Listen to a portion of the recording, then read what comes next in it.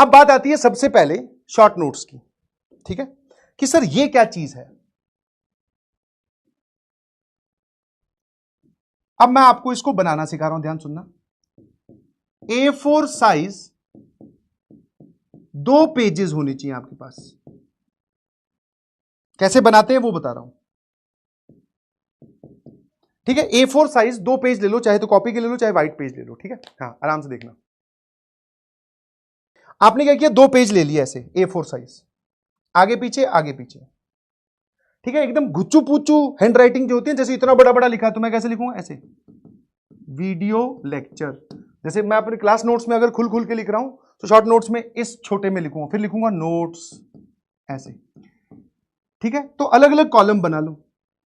जैसे मान लो ये पहला कॉलम हो गया आइडेंटिटीज का। अब शॉर्ट नोट्स में आपको वही चीज लिखनी है जो आपके हिसाब से इंपॉर्टेंट है। अब शॉर्ट नोट्स में तुम आइडेंटिटी के नाम पे a+b का स्क्वायर लिख ले तो नहीं जाओगे यार। सर ये तो हमें आता है, बट ये आपने हमें क्लास में लिखवाई है, बट हमें नहीं लिखनी। हमें यहां पर सिर्फ वो लिखनी है जो हमें थोड़ी सी परेशान कर सकती है।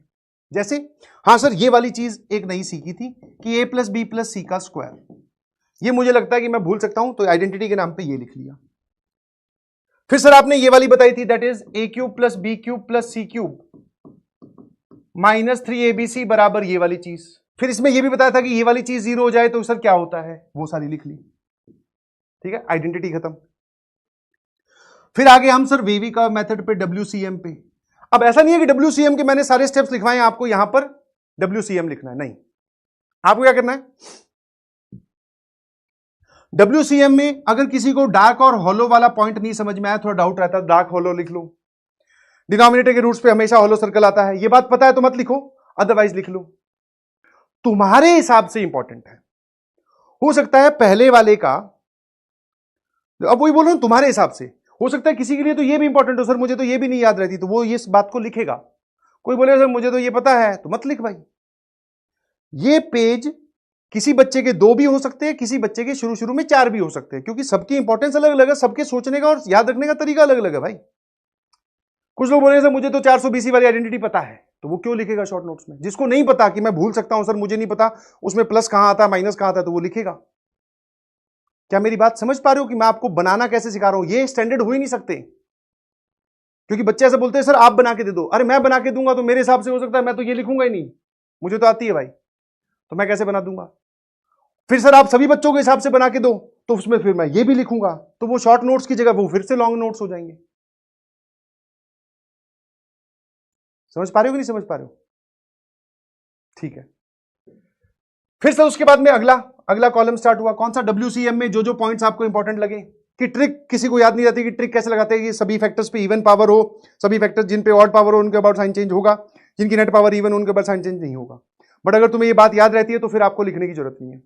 फिर आगे सर मॉड पे आगे, ये बात क्लियर है। फिर लॉग पर आगे, लॉग की प्रॉपर्टीज पर आगे, ऐसे छोटा छोटा बिल्कुल एकदम कंसाइज करके कुछ भी पॉइंट, चाहे वो ब्लैक बादल वाला पॉइंट हो, चाहे वो इंपॉर्टेंट पॉइंट हो, चाहे इंपॉर्टेंट नोट हो, कोई भी ऐसा फॉर्मुला हो, वो छूटना नहीं चाहिए जो आपके हिसाब से इंपॉर्टेंट है, जो आपकी लर्निंग बदल सकता है। समझ गए, कुछ भी नहीं छूटना चाहिए आपके हिसाब से। हो सकता है सर उसमें आपने बोला 2 पेज आगे पीछे, मतलब टोटल 4 पेजेस, हो सकता है हमारे 3 पेज बन जाए, कोई बात नहीं, बट बनाना स्टार्ट करो, ये काम आते हैं रिवीजन के वक्त, ठीक है, वेरी हेल्पफुल, ठीक है।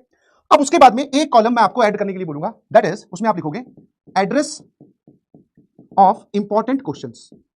ये एक लाइन होनी चाहिए जिसमें एक रो जाएगी क्लास एग्जांपल्स, एक रो जाएगी डिब्बी, फिर एक रो जा सकती है डीपीपी, ये सब। कि जब आप शॉर्ट नोट्स, मैं ये आज के लिए तैयारी नहीं करनी भाई, ध्यान रखना, मेरी बात ध्यान से सुनो प्लीज, इस पे थोड़ा टाइम इसलिए दे रहा हूं, सेट थ्योरी मुझे भी पता है स्टार्ट करना है, बट ये टाइम देना इसलिए जरूरी है क्योंकि मैं ये एक बार बताऊंगा। अब आपको आने वाले कक्षा 11वीं में टोटल 16 चैप्टर है, हर चैप्टर के बाद में नहीं बताने वाला हूं, आज सीख लो कि शॉर्ट नोट्स कैसे बनाने। सर ये क्या है, एड्रेस ऑफ इंपॉर्टेंट क्वेश्चन। मैंने कहा तूने गणित के शॉर्ट नोट्स बनाए, इसमें कहीं पे तूने क्वेश्चन तो लिखा ही नहीं, and mathematics is all about practice. तो जो जो सवाल आपने इंपॉर्टेंट लिखे थे या आपको कभी लगे, जैसे जैसे जैसे जैसे जैसे ये वाला सवाल है सर इस सवाल मैं चाहता हूं कि आज से 2 महीने बाद में या 3 महीने बाद में जब एडवांस का AITS आने वाला होगा तो इस सवाल को मैं रिवाइज करूं। अब तुम कॉपी में ढूंढ रहे हो, मिल नहीं रहा, बट आपके पास शॉर्ट नोट्स में एड्रेस है इसका। एड्रेस मतलब एड्रेस कैसे, अब एड्रेस बताता हूं, ठीक है। एड्रेस क्लास एग्जांपल में सेट थ्योरी लेक्चर 1 स्लाइड 8, पूरा सवाल लिखने की कहां जरूरत है भाई, ये लिख लिया एक एड्रेस। कि क्लास में सर आपने ये वाला एग्जांपल करवाया था जो मुझे कम समझ में आया था, एडवांस में जब मैं पेपर देने जाऊंगा या एडवांस का एटीएस देने जाऊंगा या एडवांस का पेपर देने जाऊंगा क्लास का, तो ये सवाल दोबारा रिविजिट करूंगा। सेट थ्योरी लेक्चर 1 स्लाइड 8, आपको सीधा वहीं पहुंचना है। समझे? कितने लोगों को बात समझ में आएगी? इसका क्या फायदा है?